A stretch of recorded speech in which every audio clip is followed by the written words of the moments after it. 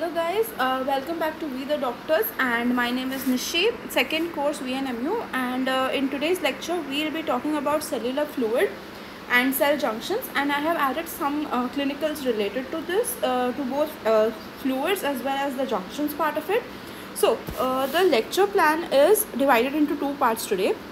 First I'll be talking about cellular fluids, its composition, contents, osmotic pressure and some clinical scenarios, and part 2 will be based on junctions, okay, the cell junctions, and again it's clinicals. Okay, so let's get started with this. And first thing I want to talk about is what exactly are the body fluids. Okay, so now when we talk about body fluids, the total body weight is always made up of 60% fluid and 40% dry mass.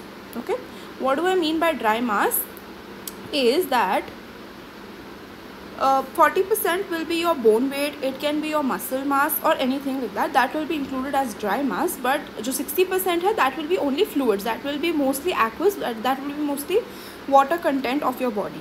Okay, so this 60%, okay, is divided again into two parts. First part is ICF and second part is ECF. Okay, now what are these ICF and ECF? First of all, ICF is intracellular fluids and ECF is extracellular fluids.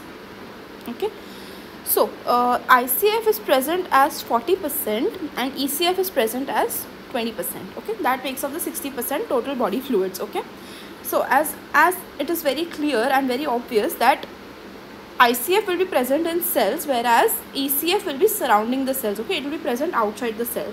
So let me show you a diagram for that. Suppose these are my cells. Okay, I have drawn these cells and here is my artery, okay, with certain red blood cells. Okay, now the green thing over here, the fluid in these cells will be named as ICF. Okay, so this is the intracellular fluid, whereas surrounding this intracellular fluid, the fluid present around these cells will be called as extracellular fluid. Now we need to understand that extracellular fluid is divided into two parts. Okay, it is further divided into two parts as plasma and interstitial fluid. So let me describe this for you. When I'm talking about the plasma or the fluid that is moving around in the capillaries or in the arteries or in the veins, this is called as plasma. Okay, so plasma plus RBCs plus WBCs plus the platelets will form blood, right? And this plasma will be circulating because your body के हर organ को जाता है, so this is circulating part of our body, right? So that is why plasma is circulating. Okay, this is one difference. Second thing, what is interstitial fluid? The fluid that is present exactly around our cells. Okay, it is just present around the cells. वो कहीं circulate नहीं होगा, कहीं पे भी नहीं जाएगा, it is just present around the cells. Okay, so this will be called as interstitial fluid. It is surrounding my cells, packaging my cells, but it is not circulating, it is not going to any organ, it is just staying in its place, right? And plasma will be the fluid that is present in the arteries, present in the veins or present in the capillaries, right? And again there is one more difference between these two, the protein content. Okay, plasma के अंदर there is always more proteins, right? Blood always has more proteins, therefore plasma also has more proteins like immunoglobulins, albumins, etc., which cause the oncotic pressure, not osmotic but oncotic pressure of the blood, right? So proteins are more in the plasma and less in the interstitial fluids. How do I get this interstitial fluid? मैंने plasma लिया, मैंने blood लिया, उसको sediment कर दिया, ठीक है, उसको सेंट्रीफ्यूज कर दिया, तो रेड ब्लड सेल्स तो नीचे पैक हो जाएंगे, बट ऊपर जो लेयर बचता है वो होता है प्लाज्मा. मैंने प्लाज्मा को भी लेके फिल्टर आउट कर दिया अंडर वेरी हाई प्रेशर. ठीक है, हाई प्रेशर को मैंने प्लाज्मा को फिल्टर आउट कर दिया, तो मुझे जो लिक्विड बचेगा, जो फ्लूइड बच जाएगा, उसको हम बोलेंगे interstitial fluid. Okay, I hope this is clear to you. Let me just recap this for you. Total body weight is 60% of fluid and 40% dry mass. Dry mass will be bone mass, will be muscle mass, etc. And 60% body fluid will be divided into two parts, right? First part is 40% of intercellular fluid and 20% of extracellular fluid, right? Intracellular fluid is present inside the cells. Extracellular will be surrounding the cells or present in capillaries or the vessels, right? Blood vessels. Now, extracellular fluid is divided into two components, okay? 1/4 component, 1/4, that is the minimum component, is present as plasma, okay? It is circulating, it is going in the blood as a part of the blood, content of the blood. वो जा रहा होगा to the organs for diffusion purposes and उसमें ज़्यादा proteins होंगे, वो circulate कर रहा होगा. बट जो इंटरस्टिशियल फ्लूइड है वो 3/4 बनाता है, वो हर सेल को कवर अप कर देगा, हर सेल के आजू बाजू में फ्लूइड रहेगा, उसको हम बोलेंगे इंटरस्टिशियल फ्लूइड. एंड उसमें प्रोटीन कंटेंट्स कम रहेगा, ऑल्सो वो नॉन सर्कुलेटिंग रहेगा because it is just present around the cell. ठीक है, that way it makes up your fluid का basic knowledge. Now I will talk about the composition of these fluids, right? What are the composition? First we'll talk about intracellular. Now see again, this is my cell, right? This is my cell. Before anything I will tell you this, the two membranes. Now here is my capillary, for example, यहाँ पर circulate हो रहा होगा plasma, and here is my interstitial fluid, right? But ये दोनों मिला के will be called ECF, right? And this is purely ICF, right? Purely ICF. Now here is my cell membrane, and जैसे मैंने पहले लेक्चर में बोला था, सेल मेम्ब्रेन का काम है to be selectively permeable, right? वो ICF और ECF को मिक्सअप होने नहीं देगा, उनके कंटेंट्स को मिक्सअप होने नहीं देगा. It is selectively permeable. वो बहुत सिलेक्टिवली चीज़ों को सेल के अंदर आने देगा या सेल के बाहर जाने देगा, ओके? बट जो कैपिलरी का मेम्ब्रेन है, it is not semi permeable, it is not selectively permeable. वहाँ पर इंटरस्टिशियल फ्लूइड के अकॉर्डिंगली वो ट्रांसफ़र हो सकता है, वो कहीं पे भी जा सकता है. It has no limitations, no boundations, okay? I hope that is clear to you. So talking about this, I will tell you the contents, okay? जैसे मैंने पहले बोला था, let me talk about intracellular fluid first. Intracellular fluid में कभी भी there is more potassium as a cation, more magnesium as cation, then we have proteins that form the negative charge inside the cell, organic phosphates, again negative charge. Organic phosphates present रहेंगे as ATP, ADP and AMP. ADP, ATP, AMP, right? Adenosine triphosphate, diphosphate and monophosphate. ये बनाएंगे हमारे negative charges. तो cations will be potassium and magnesium, but जो proteins है वो negatively charge रहेंगे, तो वो हमारे एनाइंस की तरफ प्ले कर देंगे रोल. एंड ऑर्गेनिक फॉस्फेट्स वो भी हमारे नेगेटिव चार्जेस हो जाएंगे. ठीक है, सो अब हम देखेंगे कि प्लाज्मा और इंटरस्टिशियल फ्लूइड में क्या डिफरेंस है, right? Now suppose here is my plasma, okay, and here is my interstitial fluid, okay. I have written it as IF, interstitial fluid. Now जो प्लाज्मा है, जैसे मैंने पहले भी बोला, बिकॉज वो सर्कुलेटिंग है, ब्लड में ज़्यादा प्रोटीन्स रहते हैं, like albumins, globulins etcetera. So यहाँ पर proteins are majorly present, right? Proteins are more. And Na+ रहेगा. एक्स्ट्रा सेलुलर फ्लूइड में हमेशा Na+ ज़्यादा रहता है, Cl- ज़्यादा रहता है, एंड बाइकार्बोनेट्स रहते हैं. ठीक है, HCO3 is bicarbonates. So extracellular fluid में हमेशा you have to remember that there is Na+, Cl- and bicarbonates, and of course more proteins if we talk about plasma. Similarly IF में भी more Na+, Cl- and bicarbonates. Proteins will be in less quantity, okay? So this is the basic build-up, basic composition of the cell, right? Okay guys, now let's talk about osmotic pressure. ठीक है, उससे पहले हम समझेंगे osmosis क्या होता है, right? Let's learn about osmosis. Osmosis is very simple.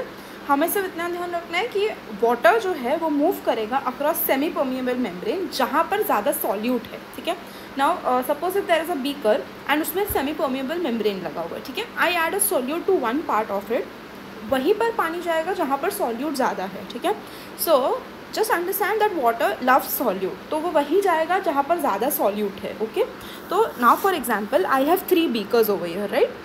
This will explain you the concept of osmosis. Now beaker 1 में there is 150 ml of water. ठीक है, मैंने पानी भर दिया इसमें, नॉर्मल सा पानी 150 ml तक भर दिया, ठीक है। This is simple scenario. अब बीकर 2 में, ये 1 बीकर, ये सेकेंड बीकर में मैंने सेमी परमिएबल मेम्ब्रेन लगा दिया, okay. So this black dotted line is semi permeable membrane, right. और water concentration, water level is still 150 ml, but अब मैंने क्या किया, अब मैंने सोडियम को डाल दिया एक पार्ट में, right. Sodium as a solute मैंने डाल दिया एक पार्ट में। सो यहाँ पर solute concentration has increase, right, solute concentration बढ़ गया। Now what happens is water from this part, the other part from here, from A part will move towards B part, okay, it will move towards B part, therefore volume जो B part में है वो increase कर जाएगा, ठीक है, वो B part में जो volume है वो increase कर जाएगा और वो 150 से शायद 160 ml हो जाएगा, ठीक है। बट जो A part का volume है वो तो shift हो गया B part में, तो जो A part का volume है वो कम हो जाएगा, right. So it will become 140 ml से, ओके।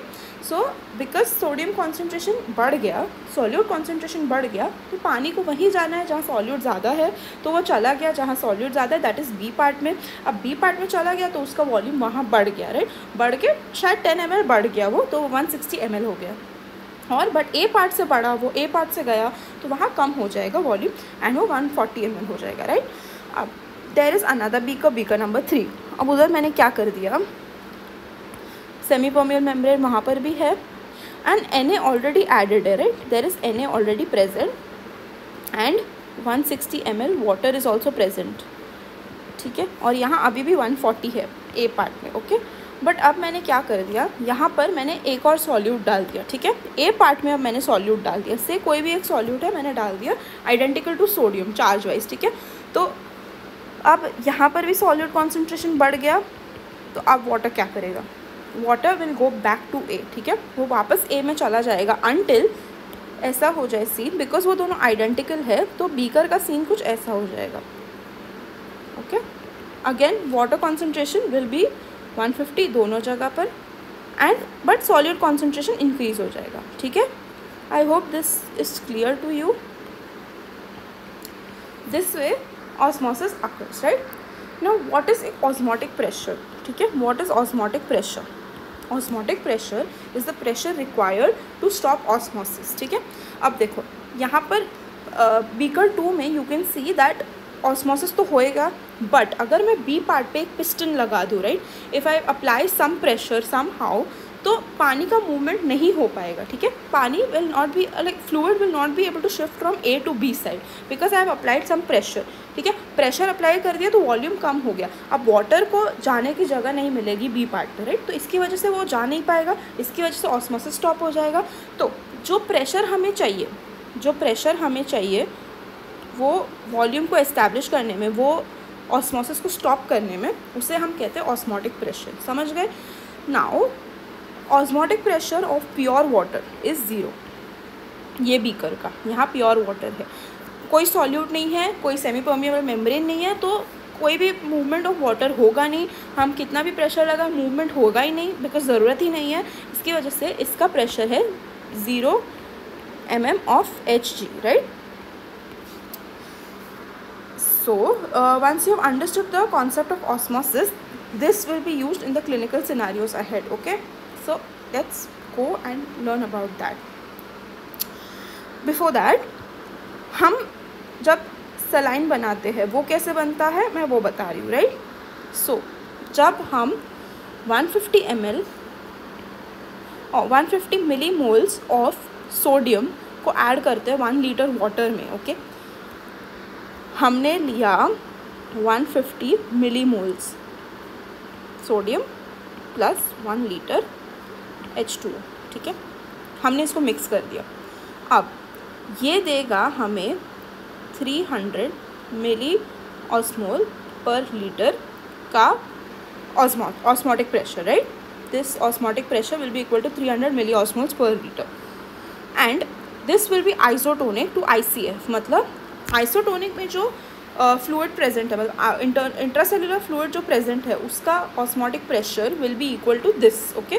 तो जब मैं 150 मिलीमोल्स सोडियम डालूंगी 1 लीटर वाटर में, तभी हमें आइडेंटिकल फ्लूइड मिलेगा टू इंट्रासेलुलर फ्लूइड, ठीक है।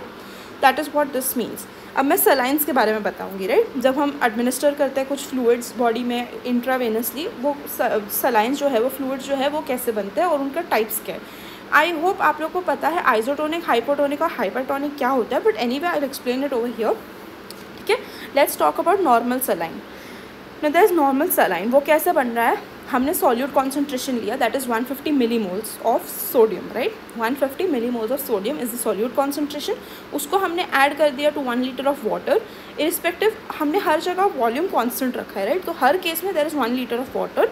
अब ऑस्मोटिक प्रेशर आ गया 300 मिलीमोल्स पर लीटर. ना यू विल इमेजिन कि 300 कैसे हो गया, राइट. सो ऑस्मोटिक प्रेशर का फॉर्मूला है ICRT, right. Osmotic pressure is equal to ICRT. Now R and T are constants, then there is I that is depending upon what kind of solute we are using. तो ये सब constants को add करके सब formula के through हमें osmotic pressure मिल जाता है, which is 300 millimoles per liter. So next time when we talk about normal saline, just remember उसमें sodium concentration is 150 millimoles and उसका pressure is 300 millimoles per liter, right? And वो होएगा isotonic, मतलब ICF में जितना fluid है, जितना solute है, उतना ही सोल्यूट और फ्लूइड नॉर्मल सलाइन में भी प्रेजेंट है. मतलब उन लोग का osmolarity is equal. Okay, number of solute particle is equal दोनों में. Now what is half saline. Half saline is जब मैंने सोल्यूट कॉन्सेंट्रेशन को हाफ कर दिया, राइट. सोल्यूट कॉन्सेंट्रेशन वाज 150, मैंने उसको हाफ कर दिया, 75 मिलीमोल्स कर दिया, बट वॉल्यूम कॉन्स्टेंट रखा 1 लीटर ऑफ वाटर. तो अब हमें ऑस्मोटिक प्रेशर मिल गया ICRT के फॉर्मूला से, जो है 150 मिलीमोल्स पर लीटर. ओके, एंड वो हो जाएगा हाइपोटोनिक. क्यों? क्योंकि यहाँ पर सॉल्यूट का कॉन्सेंट्रेशन कम है, इसके लिए हम हाइपो बोलते हैं. ओके, हाइपो मतलब कम, राइट. सो सॉल्यूट कॉन्सेंट्रेशन कम है, इसके हम उसको हाइपोटोनिक बोलेंगे. So half saline is hypotonic in nature, मतलब ICF के कंपैरिजन में जो हाफ सलाइन है उसमें कम सॉल्यूट है. ओके, नाउ इसी तरह से there is double saline, right. अब आपने गेस कर ही लिया होगा देयर इज़ डबल सलाइन, तो उसमें solute concentration will B doubled, right. So similarly osmotic pressure will also double. So solute concentration become 300 millimoles. Again volume is 1 litre, but osmotic pressure is 600 millimoles. तो वो hypertonic है. क्यों? क्योंकि जो हमारा intracellular fluid है, राइट, जो body का फ्लूइड है, उसके अकॉर्डिंग, उसके कंपैरिजन में यहाँ पर जो है डबल सलाइन में there is more solutes. Okay, so इसकी वजह से उसे हम हाइपरटोनिक बोलेंगे. I hope this concept of hypertonic, hypotonic and isotonic is clear to you, क्योंकि इसके आगे अब हम इन्हीं के बेसिस पे will be solving some clinical questions. Okay, now let's talk about certain formulas and everything. जैसे मैं बोल रही थी osmolarity, right. I was talking about osmolarity before. Osmolarity क्या होता है? ठीक है, number of osmotically active particles, basically solute particles. जो सॉल्यूट पार्टिकल्स है, ठीक है, जो सॉल्यूट पार्टिकल्स है उसी को हम बोलेंगे ऑस्मोटिकली एक्टिव पार्टिकल्स, और यही है वो रिस्पॉन्सिबल है जो ऑस्मोटिक प्रेशर कॉज करेंगे, राइट. इन्हीं की वजह से फ्लूइड शिफ्ट होगा, इन्हीं की वजह से वाटर मूवमेंट होगा सेल के अंदर, सेल के बाहर, राइट. सो एंड उसको हम मेजर करते हैं मिली osmole per litre. We measure it in milliosmoles per liter. So osmotic pressure, osmolarity is measured in millimoles per liter, milliosmoles per liter, right. But उससे पहले osmolarity and osmolality में difference है. क्या difference है वो मैं बता रही हूँ. सपोज मैंने 150 मिलीमोल्स ले लिया और उसको मैंने डिज़ोल्व किया इन 1 litre of water. That will give me osmolarity. Okay, जब मैंने 150 मिलीमोल्स ऑफ सॉल्यूट को डिज़ोल्व किया इन 1 litre, that will give me osmolarity. But अगर मैंने वही 150 मिलीमोल्स को डिज़ोल्व किया इन 1 kg ऑफ वाटर, ठीक है, इन 1 kg ऑफ वाटर, तो वो हो जाएगा osmolarity. So osmolarity is based on volume of water used. ठीक है, वॉल्यूम ऑफ वाटर जिसमें सॉल्यूट डिज़ोल्व होता है. बट जो ऑस्मोलैरिटी है वो डिपेंड करता है mass of solute, mass of water used. Okay, okay, and ये पॉइंट जहाँ मैंने लिखा है volume of the compartment, compartments कौन से? ECF and ICF is directly proportional to number of solute particles. क्यों volume will be directly proportional to? Because volume will be dependent on water, right. Volume will be dependent upon fluid, and जहाँ पर solute particles ज़्यादा वहीं पर water ज़्यादा, therefore वहीं पर volume ज़्यादा. So supposingly the intracellular fluid में there is more solute concentration. ठीक है, तो वहीं पे H2O भी ज़्यादा होगा, वहीं पे फ्लूइड भी ज़्यादा हो जाएगा, वहीं पे फ्लूइड भी ज़्यादा जाएगा, देयरफॉर वॉल्यूम भी वहाँ पर ज़्यादा हो जाएगा. ठीक है, this will be more clear to you when I talk about the clinicals, but for now just understand volume is directly proportional to the number of solid particles in a compartment, right. And compartment is either ICF, ECF और plasma और interstitial fluid, right. Now what is steady state? Suppose this is a cell here, this is a cell here. Okay, यहाँ पर है semi permeable membrane and this is the capillary membrane. अब यहाँ पर there is solute concentration of से 300. यहाँ पर भी सॉल्यूट कॉन्सेंट्रेशन जो है 300 मिली ऑस्मोल पर लीटर है. ठीक है, तो अब यहाँ पर कोई फ्लूइड मूवमेंट होगा नहीं because number of solute particles दोनों कंपार्टमेंट्स में इक्वल है. ओके, से x पार्टिकल्स ऑफ सॉल्यूट है इस जगह, तो x पार्टिकल्स ऑफ सॉल्यूट रहेंगे उस जगह, राइट. सो इसकी वजह से कोई नेट मूवमेंट ऑफ वाटर होगा नहीं, कोई फ्लूइड शिफ्ट होगा नहीं, osmolarity will be equal. So this is called steady state. Okay, so steady state is equilibrium, मतलब equilibrium between ICF and ECF, मतलब दोनों जगह पर fluid concentration, solute concentration will be equal, so therefore no net movement of fluids. समझ गए? No fluid shift will occur and osmolarity will be equal. Okay, so solute particles will be equal.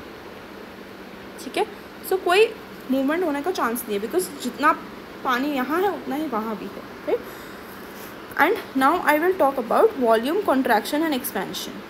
ठीक है, अब इसके आगे जो भी मैं बात करूँगी ना वो सब will be with respect to ECF, right.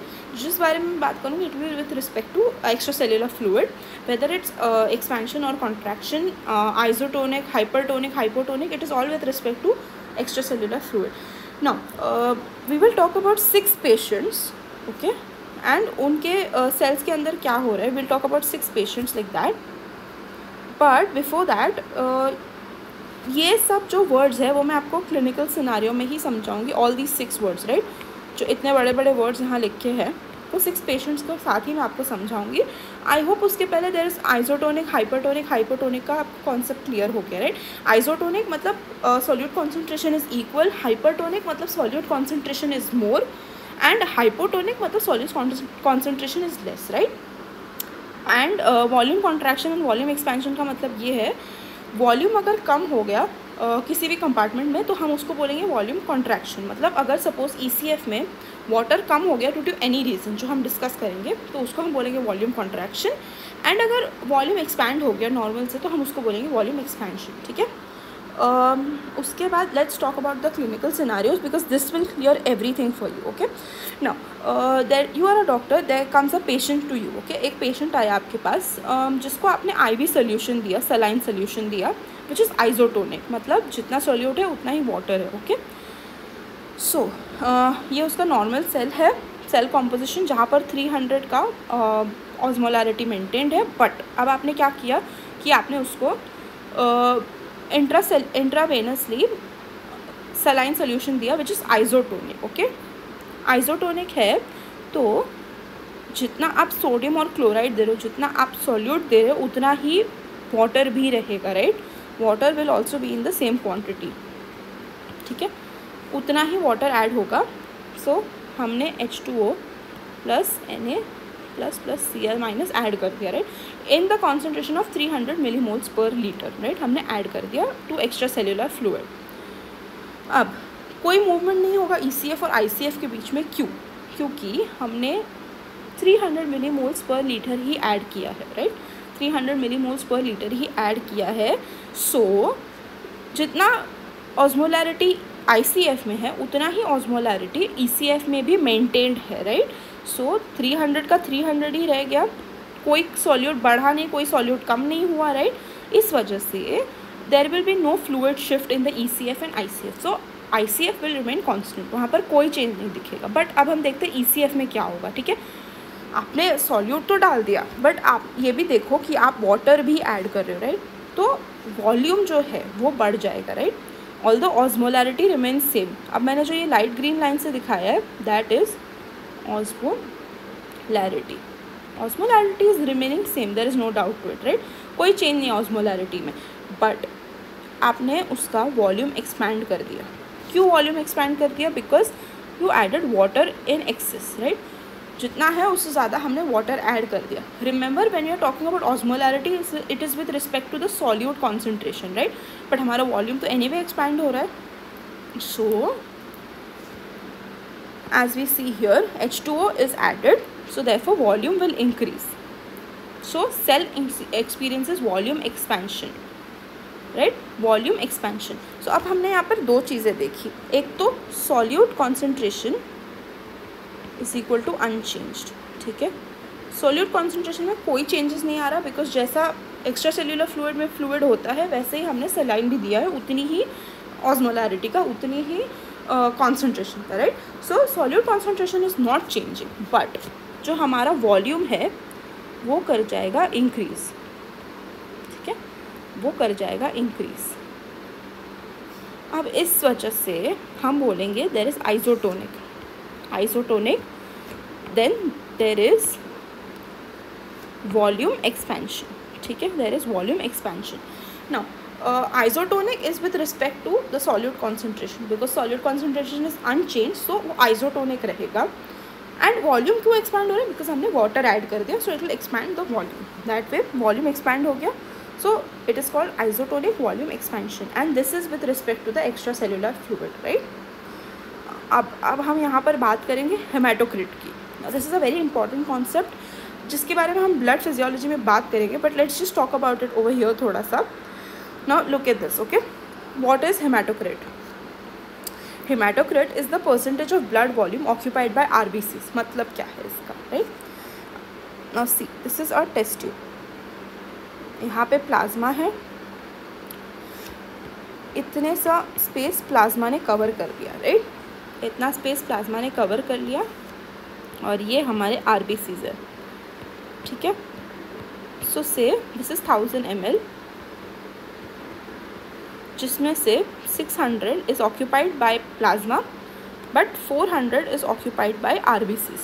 तो जो पूरे ब्लड में से हमारा RBCs कवर करता है वॉल्यूम, राइट, जितना RBC वॉल्यूम कवर करेगा उसको हम जब परसेंटेज में एक्सप्रेस करते हैं, that is called as hematocrit, ठीक है. So percentage of RBC volume occupied in the blood is called hematocrit, right. So यहाँ पर आप देख रहे हो कि 400 ml है, so it is 0.4%, and usually the range is 0.4 to 0.5%, okay, haematocrit. Now मेरे को हेमाटोक्रिट चेंज करना है. अब I just feel that I should change the haematocrit. कैसे करेंगे? Okay, suppose now think about it logically. यहाँ देखो, I have 2 beakers, okay, I have 2 beakers, और से I have 3 beakers, okay. This is the normal beaker. यहाँ पर 1000 ml था blood, और प्लाज्मा था 600, एंड RBCs थे 400, राइट. ओके, अब मैंने प्लाज्मा लेवल बढ़ा दिया बाय एनी वे. सपोज मैंने वाटर ऐड कर दिया तो अगेन वॉल्यूम इंक्रीज हो जाएगा. उस हिसाब से मैंने प्लाज्मा बढ़ गया. से अब हो गया 1500, बट मैंने RBCs तो ऐड नहीं किए, तो RBCs का कंटेंट तो उतना ही रहेगा, right. It will not change. So इस वे में RBC अब जो कवर कर रहा है स्पेस वो हो जाएगा कम, राइट. प्लाज्मा ज़्यादा हो जाएगा, RBC कम हो जाएगा, तो इससे हमारा हेमाटोक्रिट है वो डिक्रीज़ हो जाएगा, राइट. बिकॉज RBC तो उतना ही रह रहा है, but plasma content is increasing, so हमारा हेमाटोक्रिट हो जाएगा डिक्रीज. स्पेस तो उतना ही ले रहा है RBC, बस हमारा वॉल्यूम ज़्यादा हो गया, सो हेमाटोक्रिट विल डिक्रीज. अब आप सिनेरियो चेंज कर देते हैं. से मैंने प्लाज्मा वॉल्यूम कम कर दिया और 700 कर दिया, ओके. 700 प्लाज्मा इज 700, उसमें से RBC ले रहा है अब 400, राइट. सो अब आप देखो 400 तो RBC ले रहा है 700 में से, प्लाज्मा कंटेंट हो गया कम, 300 हो गया. सो इसलिए अब हेमाटोक्रिट बढ़ गया, बिकॉज उतनी ही स्पेस में उतना ही हम लोग देख रहे हैं, उतने से फ्लूइड में RBC ज़्यादा दिख रहे हैं, प्लाज्मा कम दिख रहा है, तो हम बोलते हैं कि haematocrit has increased, okay. I hope this makes sense. अब ये तो हो गया कि हमने प्लाज्मा को चेंज कर दिया. अब हम चेंज करेंगे RBC को, ठीक है. हमने RBC को ही ऐड या सब्ट्रैक्ट कर दिया, तो क्या होगा देखते हैं, ठीक है. ये हमारा नॉर्मल कंडीशन है, राइट, 1400 ml का नॉर्मल कंडीशन है. बट सपोज ये देखो, अब प्लाज्मा लेवल है 1000, मैंने उसको बिल्कुल चेंज नहीं किया, बट आरबीसी जो है वो फूल गए, okay, because of some reason the RBC started to swell, okay. So अब आप देखो कि आरबीसी आपको ज़्यादा दिखेंगे ब्लड में, okay. When you centrifuge that, तो आपको आरबीसी का कंटेंट जो है वो ज़्यादा दिखेगा, विच इज़ वाई हम लोग बोलेंगे कि haematocrit has increased, okay. Haematocrit increases. But on the other hand, suppose now 1000 ml है ब्लड, बट हमारे आरबीसी जो है वो हो गए shrink, okay. They started to shrink down, उन्होंने स्पेस कम कंज्यूम कर दी. अब वॉल्यूम उनका कंजम्पशन कम हो जाएगा, राइट. इतने से वॉल्यूम में बस आ गए वो लोग RBC, right, because they shrunk.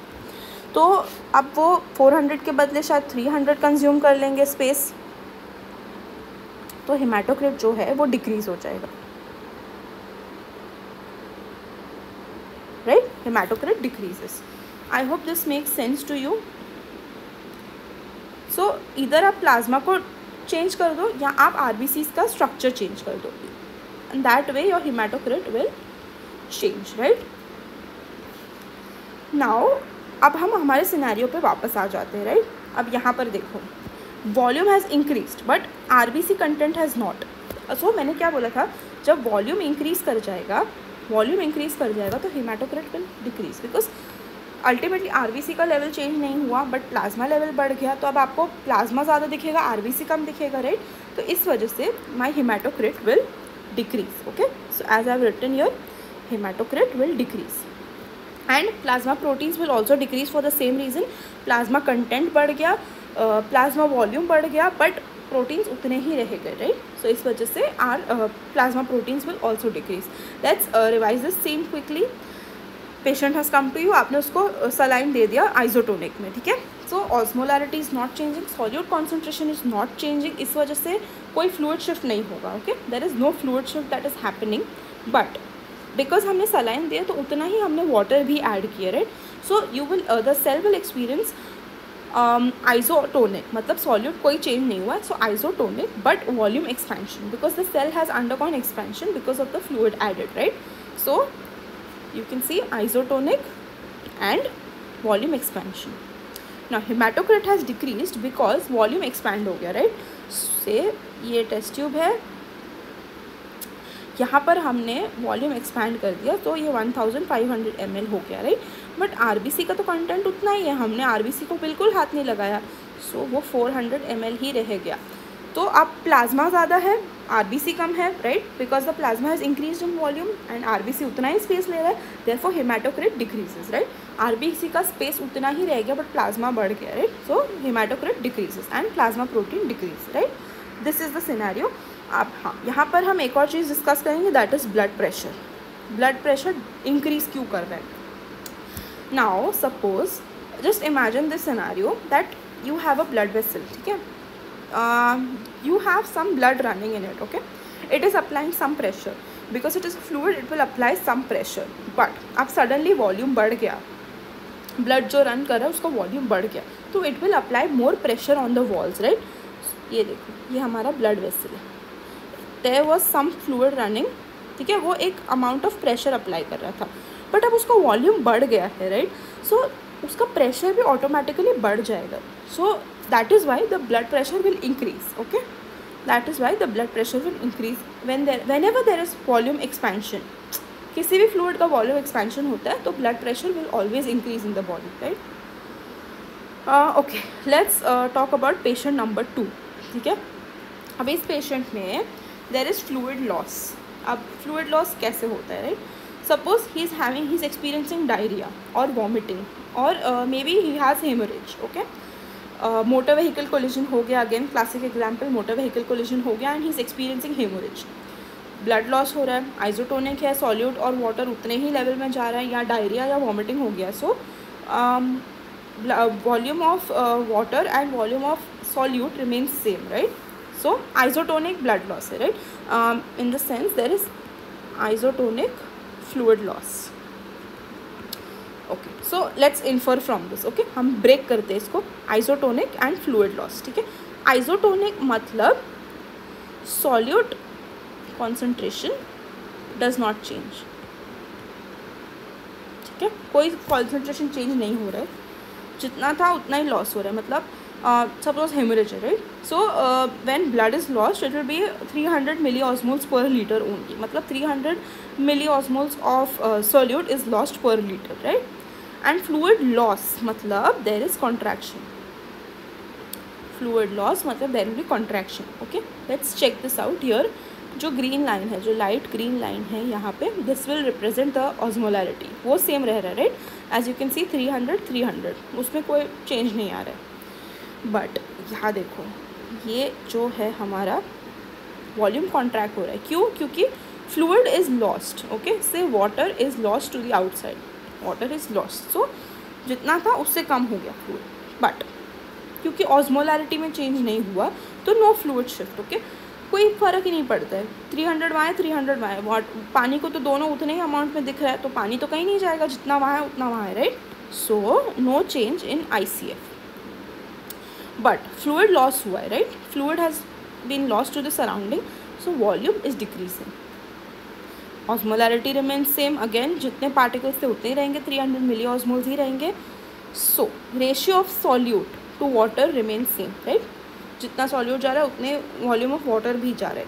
So isotonic और आइसोऑस्मोटिक और नॉर्मोऑस्मोटिक, इनको 3 तरह से बोलते हैं. एंड वॉल्यूम का क्या हो रहा है? वॉल्यूम डिक्रीज हो रहा है, तो उसको हम बोलेंगे वॉल्यूम कॉन्ट्रैक्शन. ठीक है, we'll call this volume contraction. Now we'll talk about the hematocrit, right? Let's talk about the hematocrit. Suppose this is the test tube again. अब वॉल्यूम लॉस हो गया. वॉल्यूम लॉस हो गया तो मतलब plasma level will be low. Plasma level low हो गया मतलब सपोज से 700. ठीक है, 700 हो गया. एंड अब RBC ज़्यादा है in comparison to plasma, 400 ml, right.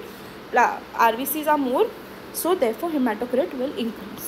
ठीक है, percentage of RBCs is more, so hematocrit will increase. अब BP will decrease, blood pressure decreases because fluid loss हुआ है, volume कम हुआ है, so pressure exerted on the walls will be less, right. इसकी वजह से BP decrease हो जाएगा.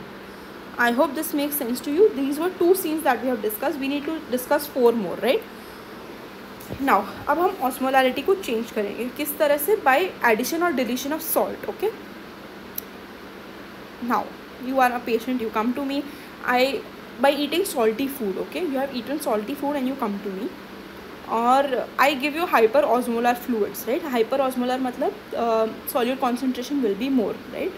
सो हाइपर ऑस्मोलर मतलब solute concentration is more.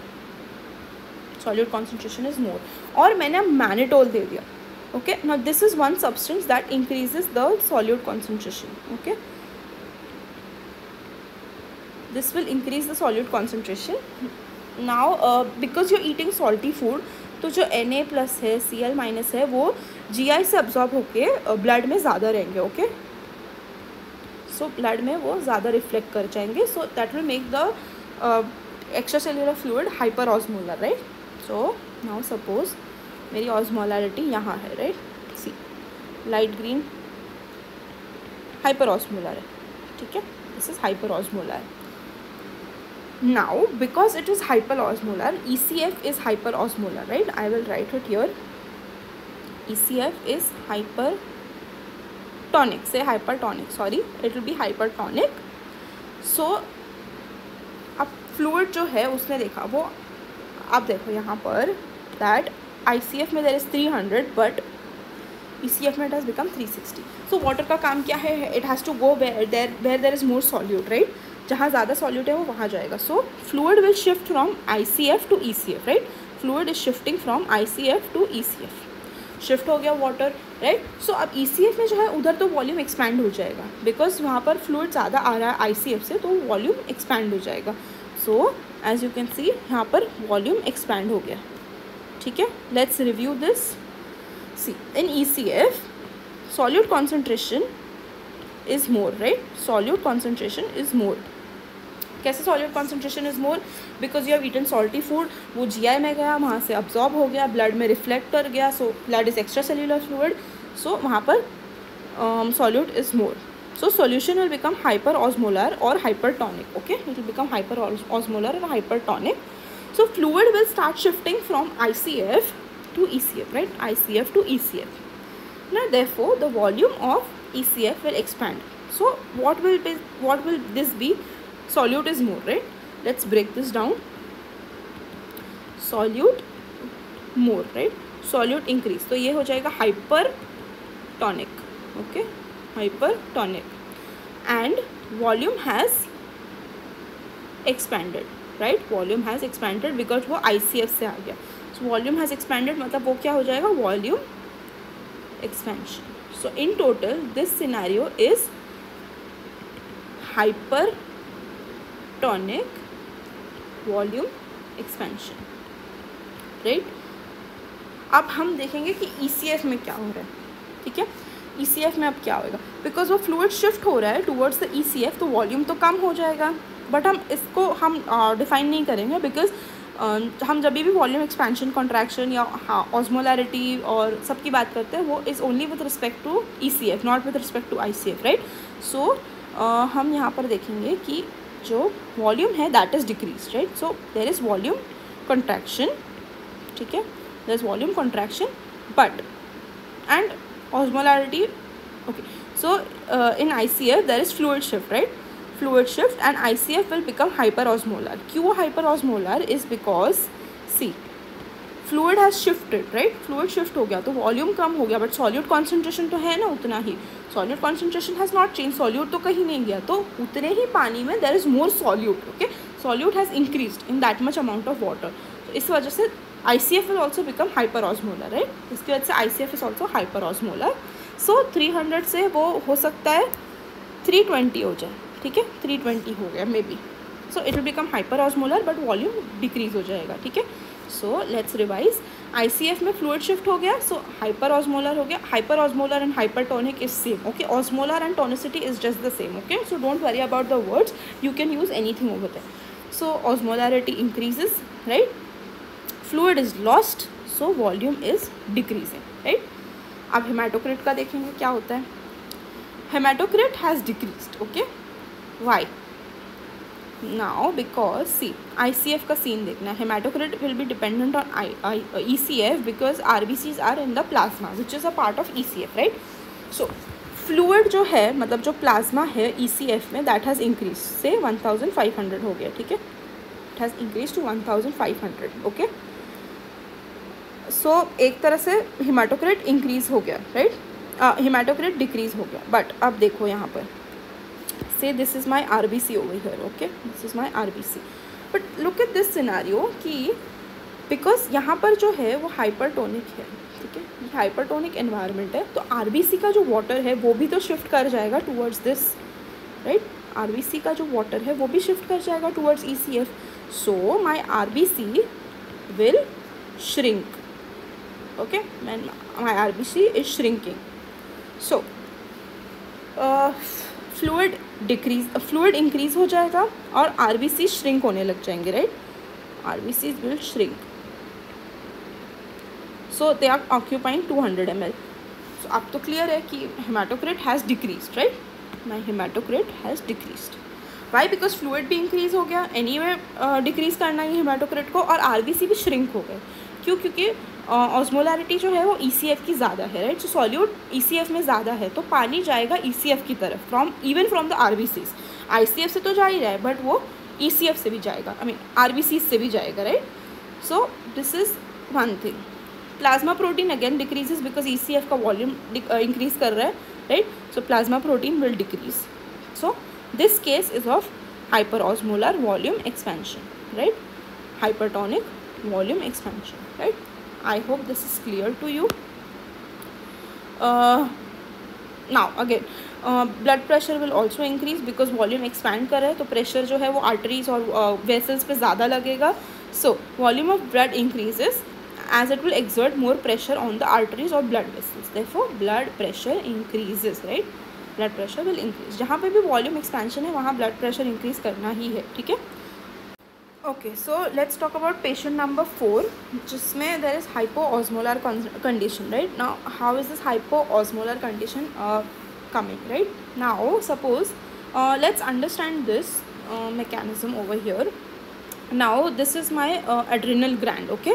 I have an adrenal gland over here. Here is my adrenal gland. Adrenal gland is responsible for removing or secreting a substance called aldosterone. Now aldosterone, they act on principal cells, okay. They act on principal cells and help in sodium reabsorption, right. They help in sodium reabsorption. One is aldosterone released from adrenal glands. One is ADH released from pituitary, posterior pituitary. ठीक है, it is released from posterior pituitary and this helps in water reabsorption, right. वो collecting ducts पे काम करेगा और वो water reabsorption में help कर देगा. So now suppose you have a patient जिसमें there is a problem with the adrenal glands, right. Adrenal glands में problem है, so क्या हो जाएगा. It could be because of damage to the adrenal cortices, right. जो adrenal cortex है उसकी वजह से there is a problem. Now what is this called? This condition is called adrenal insufficiency. Why? Because अब damage है adrenal cortex को, so जो hormones वो release करता है वो कम हो जाएगा, right. Because due to the damage वो insufficient हो जाएगा, so it is called adrenal insufficiency.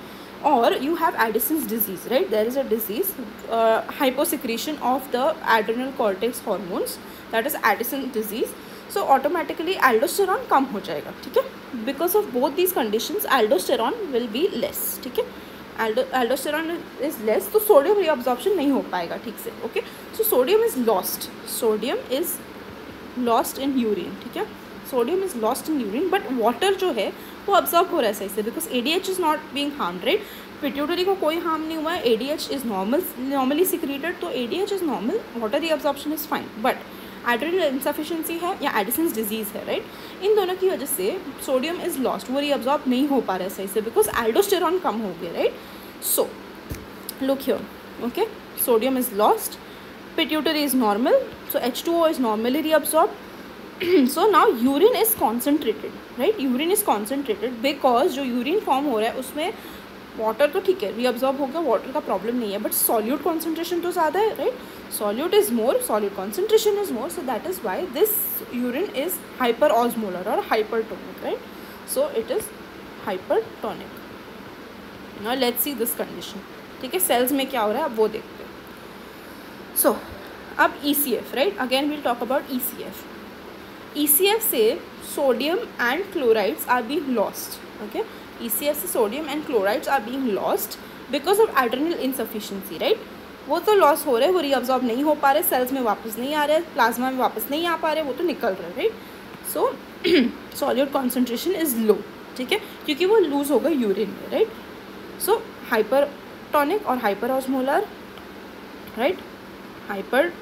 Hypotonic, yes it will be hypotonic. Now fluid shift कैसे हो जाएगा, बिकॉज अब देखो यहाँ पर ECF में क्या हो रहा है. ECF में तो 300 है, मतलब सॉल्यूट ज़्यादा है वहाँ पर, और ICF में कम है, बिकॉज वहाँ पर से सॉल्यूट हट गया, पानी ज़्यादा है. Fluid shift will occur to the ICF, ठीक है. Fluid shift will occur to ICF, right.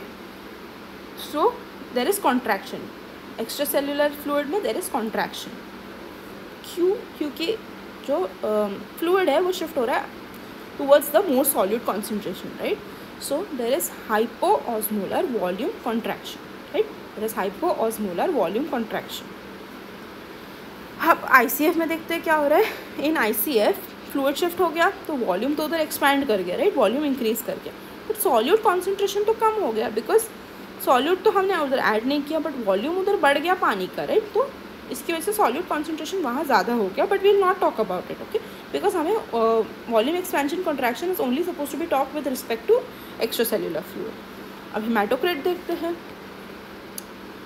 हेमाटोक्रेट में there is volume decrease, right. Plasma decrease हो गया.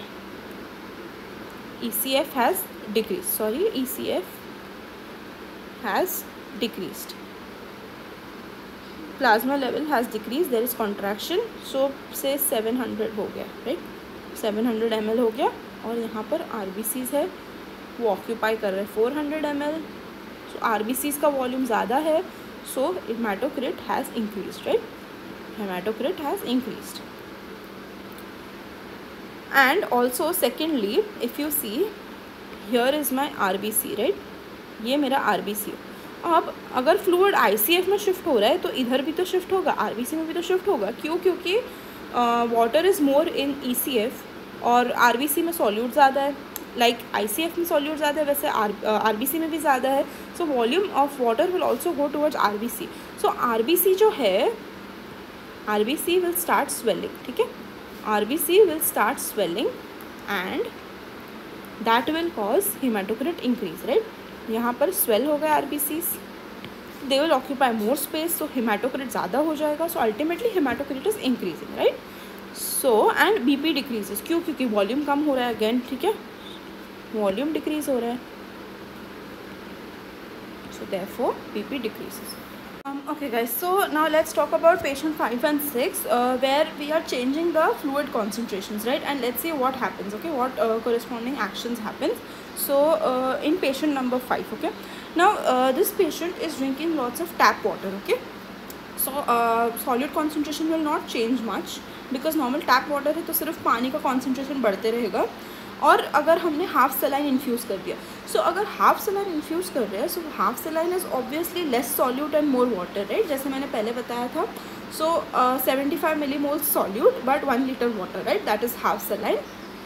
या फिर थर्ड कंडीशन जिसमें वॉल्यूम इंक्रीज हो सकता है because of water increase is syndrome of inappropriate ADH, right, ADH is anti diuretic hormone and syndrome of inappropriate ADH में there are cancer cells, okay, so basically cancer cells है, so over production हो जाएगा ADH का, so basically ADH जो है हमारा increase हो जाता है because of this syndrome, okay. अब नॉर्मली ADH है तो उसका काम है वाटर रीअब्जॉर्ब करना, राइट, वाटर रीअब्जॉर्ब करेगा, बट अब इस सिनारियो में ADH जो है वो इंक्रीज कर गया है, तो वाटर जो अब्जॉर्ब हो रहा है, रीअब्जॉर्ब हो रहा है फ्रॉम द कलेक्टिंग ट्यूब्यूल्स, वो भी ज़्यादा हो जाएगा, राइट। अब वाटर ज़्यादा हो रहा है, लुक हियर, हमने यहाँ देखा था, राइट, ADH जो है उसका काम पोस्टीरियर पिट्यूटरी से रिलीज़ हो रहा है, बट यहाँ पर कैंसर हो गया, ठीक है, तो ज़्यादा सिक्रीट होने लग जाएगा, राइट। सो ADH जो है वो कलेक्टिंग ट्यूब्यूल से वाटर ज़्यादा रीअब्जॉर्ब करेगा, राइट। अब वो वाटर ज़्यादा रीअब्जॉर्ब करेगा तो वो वाटर जाएगा कहाँ, ठीक है, that water will be reabsorb in the ECF, right, it will be reabsorb in the ECF, ठीक है, that has gone to the ECF। अब ECF में क्या होगा, ECF में ये हो जाएगा कि वॉल्यूम एक्सपैंड कर जाएगा, right, volume expands, right, this is only with respect to ECF। अब हम देखेंगे कि ECF में वाटर जो है एक्सपैंड कर गया, वॉल्यूम इंक्रीज कर गया, सॉल्यूट कॉन्सेंट्रेशन डिक्रीज हो गया, क्यों?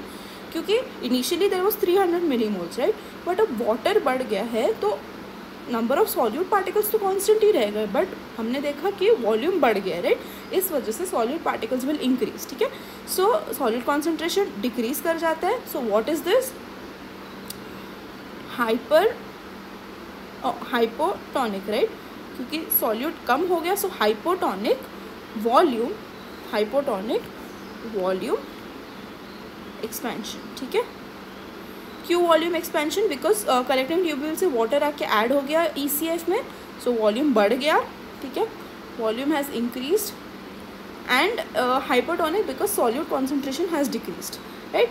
अब हम देखते हैं कि ICF में क्या हो रहा है, ठीक है, ICF में 300 मिलीऑस्मोल्स पर लीटर है कॉन्सेंट्रेशन, सो बिकॉज यहाँ पर कम है, ECF में कम है, so fluid will shift towards ICF, right, so as you can see here fluid is shifting towards ICF, ठीक है।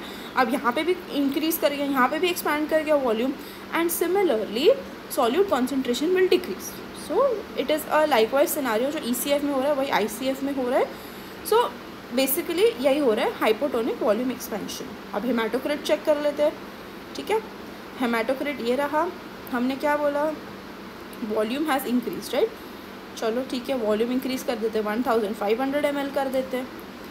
नाउ RBCs पे क्या हो रहा है, ठीक है, लेट्स चेक अबाउट RBCs, ये रहा RBC, ठीक है। अब यहाँ तो है हाइपोटोनिक सोल्यूशन, मतलब यहाँ पर वाटर ज़्यादा है, तो ये वाटर चला जाएगा आरबीसी में भी, तो आरबीसी भी स्वेल हो जाएगा, ठीक है। अब if ECF volume is increasing तो हेमाटोक्रिट जो है वो डिक्रीज़ होना चाहिए, बट बिकॉज आरबीसीज भी स्वेल हो रहे तो हेमाटोक्रिट शुड इंक्रीज, राइट। तो these cancel out each other and ultimately there is no net change in the hematocrit, ठीक है।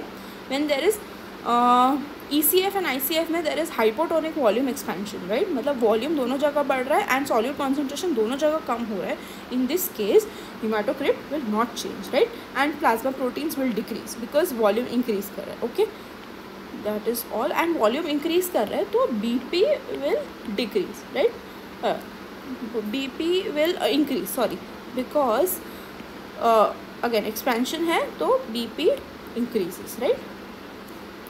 Now let's talk about last patient, okay, patient number 6.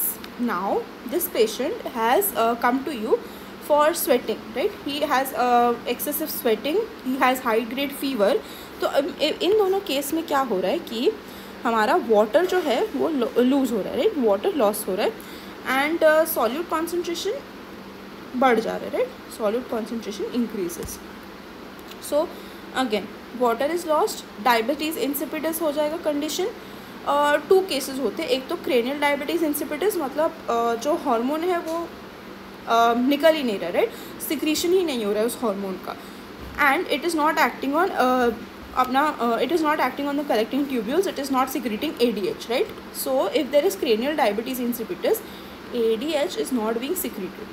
But अगर nephrogenic है, right, अगर nephrogenic है मतलब ADH तो normal है, ADH is being produced, but वो because of some mechanism it is not acting upon collecting ducts, okay. So water reabsorption is not proper, ठीक है, water reabsorption is not proper. So what is happening now, ECF से पानी is being lost, okay, water is being lost, ECF से water is lost, so therefore volume will decrease, ठीक है. If fluid is lost, right, यहाँ पर हम दिखा देते हैं फ्लूइड गया, ठीक है, because ADH is not acting on collecting tubules. See if it is not acting so it will let water in urine, right, it will let water in urine, right. So इस वजह से fluid is being lost, so volume जो है वो decrease हो रहा है, right, and इस वजह से सॉल्यूट कॉन्सेंट्रेशन विल इंक्रीज. इतने से पानी में इतना ज़्यादा सॉल्यूट है, so solute concentration is increasing, right. So solute concentration को हमने इंक्रीज कर दिया. अब because solute concentration is increasing तो उसको हम क्या बोलेंगे, हाइपर टॉनिक, एंड वॉल्यूम क्या हो रहा है, कॉन्ट्रैक्ट, सो हम बोलेंगे वॉल्यूम कॉन्ट्रैक्शन, ठीक है. This is the breakdown, hypertonic volume contraction, right, hypertonic hyper osmolar volume contraction. अब देखते हैं ECF में क्या हो रहा है, ठीक है. यहाँ ना लुक हियर, सी बिकॉज यहाँ पर ऑस्मोलैरिटी बढ़ गई, हाइपरटोनिक हो गया, सो 300 से वो 340 हो गया, right. I don't know this is visible, this has become 340 and यहाँ पर तो 300 ही रह गया. सो बिकॉज यहाँ पर सोल्यूट ज़्यादा है, राइट, जो ECF में है solute is more, so fluid is shifting from ICF, it will shift from ICF to ECF, right. So volume जो है वो कम हो गया ICF में भी, right.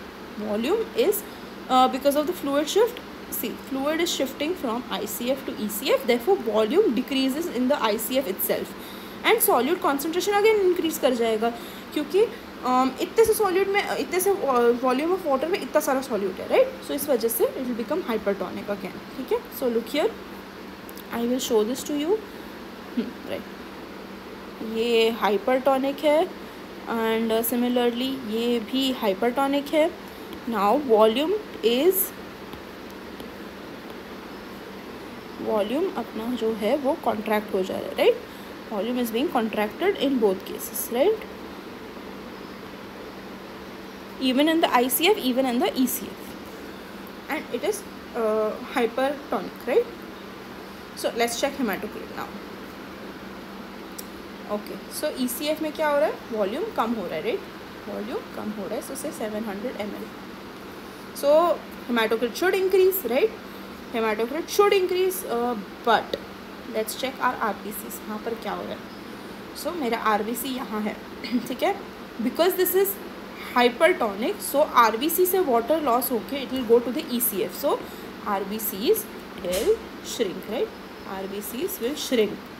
Now because RBCs are shrinking, so hematocrit should decrease. Again increase भी हो रहा है, decrease भी हो रहा है, so cancel out हो जाएगा. So no net change, right? So there is no net change in the hematocrit. Okay, plasma proteins will increase, right? Where is my plasma proteins? Okay, plasma proteins increase and BP will decrease, right? Because volume contraction हो रहा है, so it will decrease. Now I have finished my clinical scenario, but over here I have given you 2 exercises, right? I have given you 2 exercises. I will tell you what is to be done in both of them. So this will be your homework to understand, to check your level if you've understood this or not. So exercise 1 is you just have to look at the diagram and explain whether it is hypertonic, hypotonic or isotonic. Okay, you have to select one of these, and second you have to understand if it is contraction or expansion, right? So this is your homework. So you will have to join 2 words. So basically I have written 6 words here, right, that needed to be explained. So you will have to pick these words, right? Right here. So 6 words. Choose accordingly. See the osmolarity, see the levels of osmolarity. Like I will give you an example over here and form your own understanding over here, right? Let's take an example. The first one I'll do it for you. Look at this, right? My osmolarity is remaining same. Look at this, my osmolarity is same, right? So because osmolarity is same, so this will be isotonic, right? Now look at the ECF. What is happening to the ECF? As you can see, the volume is expanding, so this will be volume expansion, right? So this is what you have to do. Check the osmolarity, check the volume content, what is happening to the volume, check what is happening to the solute concentration, and understand what is the scenario happening in the cell, right? So this is exercise number 1. Fill this up. And second is this scenario. This I will not be solving at all for now. Maybe we'll discuss this in the next lecture. So, and what is the cause of this, right? Again based on 2 things, solute concentration and volume. क्या हो रहा है दोनों जगह पे, volume का क्या हो रहा है, सॉल्यूट का क्या हो रहा है. सी एंड अंडरस्टैंड कि इनमें से जस्ट चूज वन ऑप्शन, ठीक है? Choose one option. So I have given you 4 scenarios over here and 6 options, right? 4 scenarios and 6 options. So any 2 options will not be applicable. Just understand 4 options will be applicable and see what happens. Like in this condition, I will give you some hint over here. This condition is hypertonic, as you can see, hypertonic, and but volume is contracting, right? Hypertonic, volume contraction. Okay, there is hypertonic, volume contraction. Now you think which of these scenarios, which of these 6 scenarios can cause hypertonic volume contraction? मतलब किस scenario में water loss होगा, सो solute concentration बढ़ जाएगा, and because of which the volume will also decrease, right? This way you need to figure out क्या condition हो रहा है, and you can drop it in the comment section below, or we will discuss it in the next lecture, right? Okay, so part 1 of the lecture is over. Now let's jump to part 2, right? Let's quickly finish part 2. Part 2 is about junctions, okay? Part 2 is about junctions. What are junctions? Connections between 2 cells or cell and matrix. So suppose this is cell 1, this is cell 2. ये दोनों के बीच में जो communication होगा, जिससे communicate करेंगे, उसको हम बोलेंगे जंक्शन, या तो फिर this is cell 1, this is matrix, and ये दोनों कैसे कम्युनिकेट करेंगे उसको भी हम बोल देंगे जंक्शंस, ठीक है? जंक्शंस होते हैं 3 टाइप्स के, राइट? ऑक्लूडिंग जंक्शंस मतलब एकदम ही ऑब्स्ट्रक्ट कर देंगे, बिल्कुल भी पैसेज करने नहीं देंगे. So this will B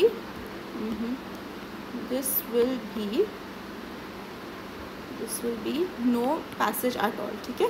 No passage at all. Then you have communicating. This will allow some transfer, right? So selective transfer. And anchoring is just for stability, right? It is for stability because it is anchoring. So एक cell को दूसरे cell से connect कर देगा, anchor कर देगा. So understand कि मैं सिर्फ 3 ही एग्जाम्पल से थ्रू बताऊँगी. This is not much important honestly. जो इम्पॉर्टेंट है मैं वही एक्सप्लेन कर दूँगी. Question I mean first thing is tight junctions, second is gap junctions. ये दोनों बहुत इंपॉर्टेंट है. एंड यहाँ पर you can see so many right. Adherens junction, focal adhesion, desmosome, hemidesmosome. सबसे इंपॉर्टेंट यहाँ पर है desmosome right. So I will explain that. Now here is a diagram. Look here, this is the diagram. Here is cell 1, cell 2, and I have shown you the different junctions. Okay, so tight junction, adherence junctions, desmosomes, gap junctions, focal adhesions, and hemidesmosomes, right? So we will be discussing tight junctions, gap junctions, and desmosomes, right? Let's quickly discuss these three. First of all, tight junctions. Now this is an occluding junctions, right?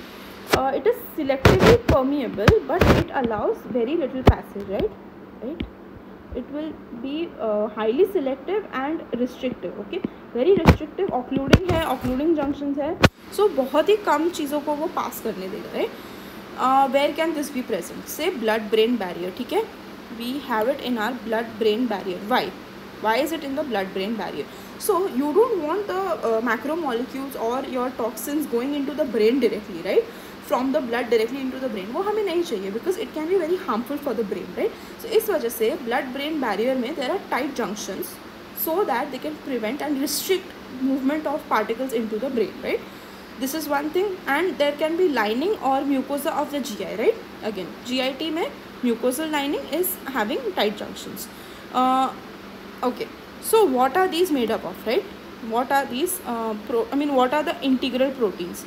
What are the integral proteins over here? As I told you, integral proteins, all of you know what are integral proteins, going through and through the membrane, as I discussed in the last class, and they are tightly joined to the cell membrane. So claudins, occludins, right? Claudins, occludins, and jams. Now what are jams? Junctional adhesive macromolecules. These are called transmembrane proteins of the tight junctions, right?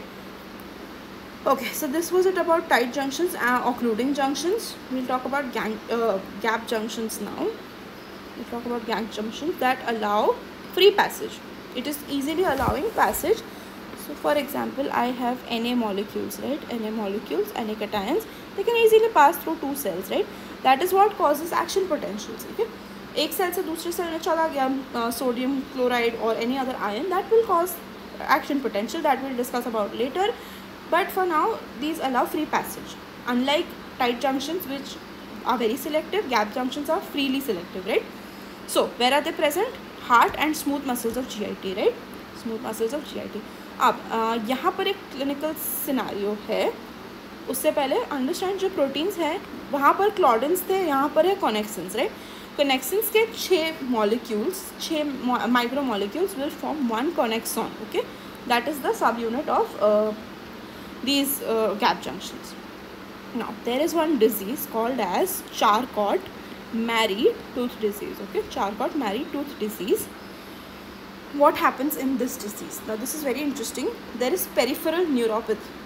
First of all, let's break this down. Peripheral means attacking the peripheral nervous system, right? Peripheral nervous system.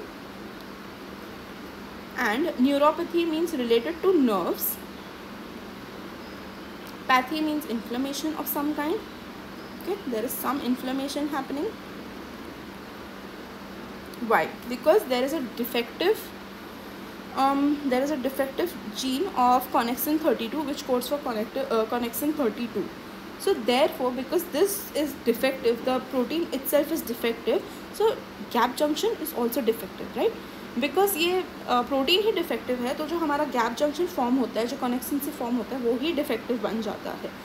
इससे क्या होगा? That there is degeneration, right? जो myelin sheath है, cover करते हैं neurons को, वो defect कर जाएंगे, वो डीजेनरेट करने लगेंगे, and it affects Schwann cells, right? So this affects Schwann cells. So remember that questions can be asked, which protein is responsible for Charcot-Marie-Tooth disease, and that will be connexin 32, right? Yes, that will be it. And there is one more clinical scenario, that is idiopathic atrial fibrillation, right? Idiopathic AFib. Now what do you mean by idiopathic? Idiopathic means any disease whose cause is not known, whose diagnosis cannot be made, right? So we can say cause is unknown. You are trying to diagnose what causes this AFib, what can be the cause of this atrial fibrillation. Now what is atrial fibrillation? Is hyperrhythmicity of atria, like it is contracting very fast. Okay, atria is contracting very fast, but you don't know why. There can be many reasons for which atria is contracting very fast, right? But you don't know the underlying reason, so हम उसको बोलते हैं idiopathic atrial fibrillation. ठीक है, when I discuss cardiophysiology with you, I will tell you what is atrial fibrillation, what are the possible causes, but say in this patient I don't know what the cause is, right? So I will call this idiopathic atrial fibrillation. अब इसमें जो protein defective है वो है कनेक्सिन 40. वहाँ जो था Charcot Mary tooth disease में कनेक्सिन 32, यहाँ पर है कनेक्सिन 40, and this will not be able to code for the connexon in the heart, right? So heart का जो connexon है वो अच्छे से कोड नहीं होगा. So again defective gap junction. Okay, again defective gap junction in the heart, in the atria. So वो rhythms carry नहीं कर पाएगा. ठीक है. Now because see I'll tell you, say this is the heart, here is the atria. अब यहाँ पर से इसको मैग्नीफाई कर देती हूँ. This is one cell and यहाँ पर दूसरा सेल है, दिस इज़ द कार्डियोमायोसाइट. यहाँ का gap junction is defective, right? This gap junction is defective. तो यहाँ पर जो एक्शन पोटेंशियल जनरेट हुआ है वो उस साइड जा ही नहीं पाएगा, बिकॉज सोडियम पास ही नहीं कर पा रहा है, because gap junction itself is defective, right? Gap junction he defective है, सोडियम पास ही नहीं कर रहा है, तो जो नेक्स्ट सेल का एक्शन पोटेंशियल है वो जनरेट ही नहीं होगा. So which is why it can cause rhythm problems in the atria, and that is called atrial fibrillation, right? Idiopathic atrial fibrillation. Okay, so coming to the last one, that is desmosomes, desmosomes or macula adherens, right? Macula adherens. So let's talk about this. This is the basement membrane, right? Now here is cell 1, here is cell 2. And यहाँ पर it's like there is a plaque deposition. You know what is a plaque, right? Like say calcium deposits on our teeth, that is called plaque, right? But यहाँ पर it is looking like a plaque. Like there is protein deposition. The protein is called desmoplakin, right? PLAKIN, not PLAQUE. It is PLAKIN. So this is the protein that is being deposited at the cell junctions, and there is fibrilloproteins that is coming out. Okay, it is radiating out. As you can see, it is radiating out from desmoplakin. Where is this required? This is required in places of high tensile strength. मतलब basically where you need more strength. जैसे हमने skin को खींच दिया, so यहाँ पे टेंसिलिटी ज़्यादा है, right? So skin, that is one place. Places of high wear and tear, मतलब जहाँ पर इंजरीज होने के चांसेस ज़्यादा है. आई नो ये जगह पर है कि मतलब ये प्रोन है इंजरीज को. सो दैट इज़ से gums, right? One place is gums. खाते खाते काट लिया गम्स को या anything. Okay, it is prone to wear and tear. So gums. So I have completed with the junctions also, but again I have a table for your quick revision. So let's have a look at this table. As you can see, tight junctions, gap junctions, desmosomes, and you have other three. If you want to understand this, you can go ahead. Let's talk about the proteins, occludins, claudins and jams. I have told you there are others as well. Connexins in gap junctions and cadherins in desmosomes, right? Now examples are given, as I told you, mucosa of GI, right? And heart, as I told you, again and again skin, right? So you can go through this table and get back if you want any help, if you think there is some problem over here. This is taken from Sembulingam, and this is for quick revision, right? Do not rely on this, but this is for quick revision once you have covered everything, once you have read everything, right? So that is it from my end. I hope you have understood this lecture clearly, but if you still have doubts, always available, just comment in the section below, or you can always contact us on our Instagram or Telegram channel. And yes, that's it from my end. Thank you so much for watching, and goodbye.